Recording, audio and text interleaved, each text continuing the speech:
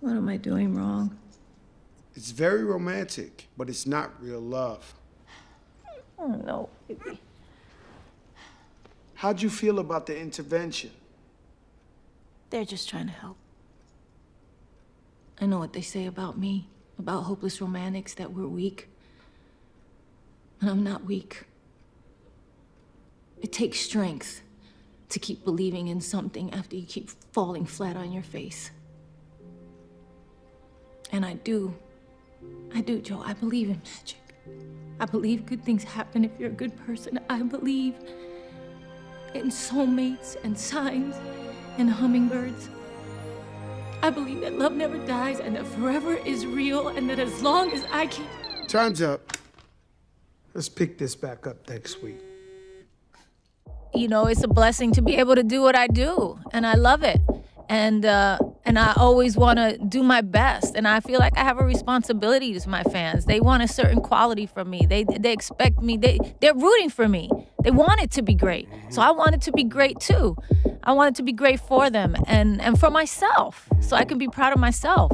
And so I've always had that drive inside of me. I have a great relationship with my fans and with the public and people wherever I go. They see me, they and it's because of that. They're like, we see you working hard. We see people saying shit about you. We see you keep going and putting your head down and doing what you do and not letting it affect you. And it does affect you. And I think that's part of a little bit what the whole movie's about is about, you know, it hasn't all been easy. It's not a fairy tale. You know, it's a drama. Ja, take us back to that those studio sessions, man, when y'all got when you worked on the I'm Real and the writing that y'all did together. Take us back to when the phone rang and was like, yo, this J-Lo, was it your idea? Was it her idea? Like, what was the impetus? Tommy's idea, right? Yeah, for us to get together and do something, it was Tommy's idea. Great idea. Yes. But the records, they came out very natural. Right. Like, I didn't know, I was nervous because I was a new songwriter when it came to, doing R&B like records that, or things like that. And so, a funny story, I was in a studio session with an artist previous to this record.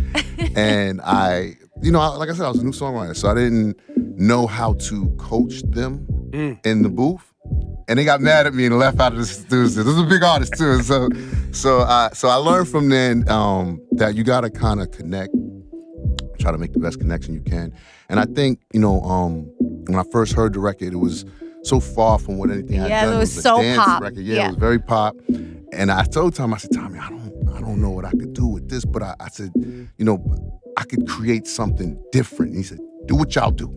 And so, Irv was like, let's use the Mary Jane beat. And I started writing to that track, and it was magical. And the way the turnaround was like a day and a half.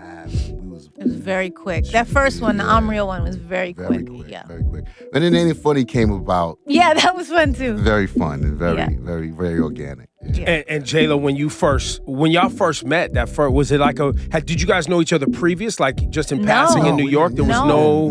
No, not at all. I mean, I knew of her. Of course. Obviously, of course. She's not, so I was very honored to be able to be a part of the project. I was still, I was getting my weight up, but I was still, very, very, green and new in the game to a lot of things. And so that was only my second album. I had done If You Have My Love and all that stuff, but this was just a whole new thing that we were delving into, and we were like, well, let's do some remixes. And it was, like I said, Tommy's idea, and it was we just had good chemistry. You know what I mean? It was great chemistry, and everybody who was involved with those records at that time, I'm grateful for. Me too. This record was fun because it came towards the end of the album process, and we had like a ton of people. Like, it was very tight. We only had like Roger, Giddy, Angel, myself, Ink. There was like a little core group that made this whole album. Every day y'all was locked in. Every day we were just in there.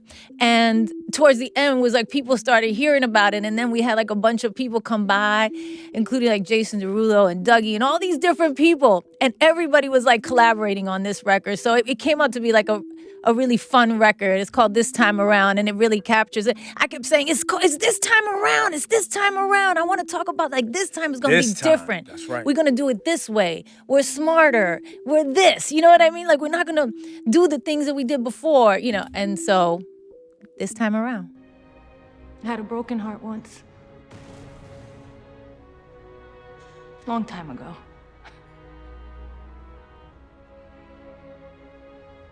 All my friends, they told me, you know, to slow down and I'm serious.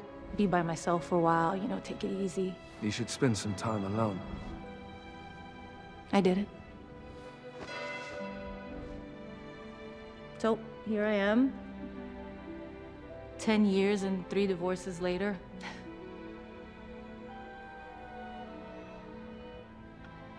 My therapist fired me, so now it's just me and Fluffy.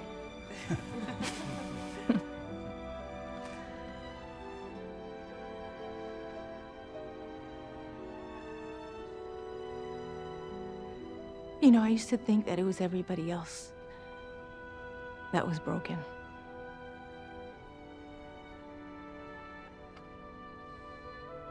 But now I think maybe it was just me. The scene in the musical original, Yeah. This Is Me Now. Yes. There's a scene where I think We Trevor have all Noah, these great cameos, yeah. Yeah, I'm trying to think of some of the people in there. Trevor Noah, Kim Petras, Post Malone. Post Malone, Neil deGrasse Tyson, Yep. obviously, which is Yep. Jane Fonda. Jane Fonda. Jennifer Lewis. I love Jennifer Lewis. Sofia Vergara. Yes. Yeah. By the way, shout out to Sofia Vergara. Her Yes. acting in Griselda right now is. She I crushed love it. Sophia. Sophia is amazing. But we were talking about Stardust and connectivity and Zodiacs. Yes. And You know, everything in there I subscribe to. Like, I believe in all of that. I believe when Neil started doing that and kind of ad-libbing about love and how we're all connected and how we're all Stardust. And that's his philosophy. But that's why I picked each one of those people to be in there. Because even Kiki, I forgot about Kiki. Oh, Kiki. Who kills it. Always. Again, another kind of like, go ahead and ad-lib about this. And she was just like, did a whole thing. I said, do a novena for me. Like, do a prayer for me, for a hopeless romantic. What do you do? And she just went, I mean, it was, and that's why I picked those people. It's like, it feels like it's random, but it's not random at all. It's a great scene. Yeah, yeah. Another one that jumped out for me, you're in the living room with your friends and you start yelling at them like, why don't you guys believe? Like, and you're really like emphatic about what's wrong with y'all. Yeah, and also it was a thing of like how you say,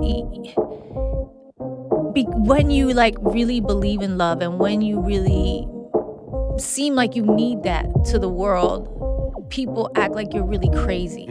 You know, like you know, stop, like you said, stop believing in Pretty in Pink movies. Stop believing in fairy tales and all that kind of stuff. It's like, don't be stupid. And you're like, well, I know this is the most important thing. Maybe I'm not going about it the perfect way. But damn it, like, why don't you see that this is the thing?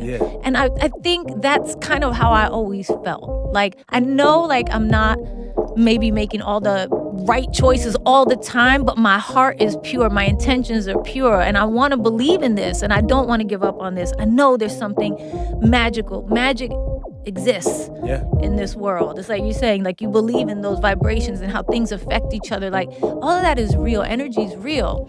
And so, yeah, I love that. I feel like it opened up, like, there are no rules now. And I think it's this generation because it's a tech generation, right? And so there's all these possibilities to do all different kinds of things. And you just kind of have to be open to things changing.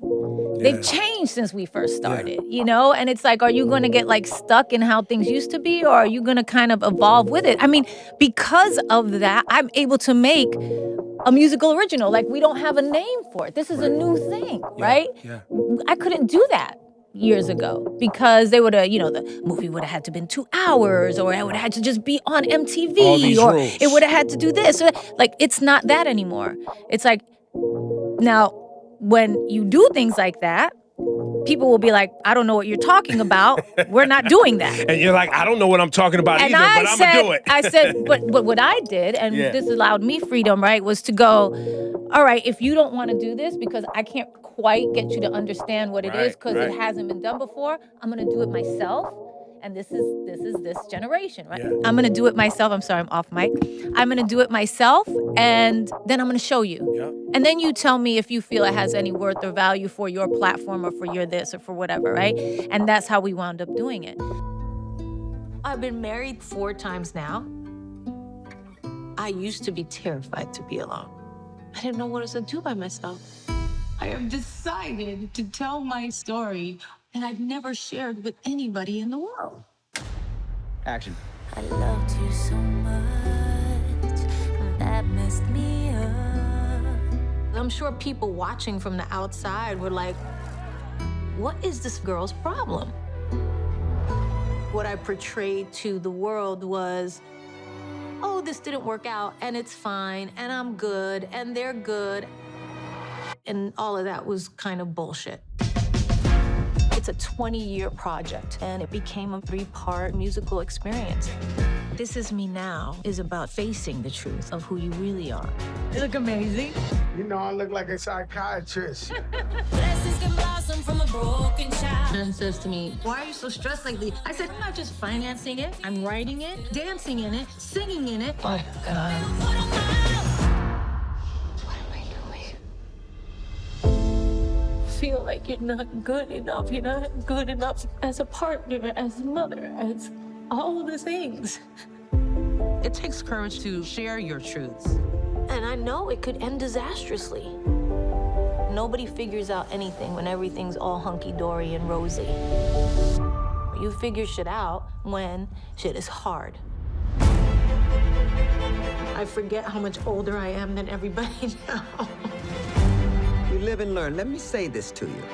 The prize for aging is wisdom. I don't know. I don't understand it. I just, nobody does. I don't need to do any of it, but I want to. Here we go. I'm scared. You don't look like it, though. I don't act like I'm scared, but that's the secret to my whole career.